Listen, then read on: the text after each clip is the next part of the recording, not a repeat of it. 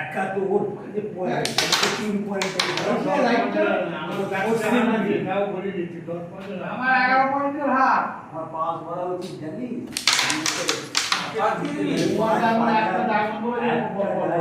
কি বলবো না ঠিক আছে ওয়ান ডাউন আমার বড় তো এটা আমার বলা উচিত নয় চার বলছি আমি সিঙ্গেল কন্ট্যাক্ট 4 4 8 8 4 বড় 16 পয়েন্টের হাত আমি একটা সিঙ্গেল ডট এখন পাস এখানে কল বলা উচিত এটা 50 করে ডবল ডবল না না না না আগে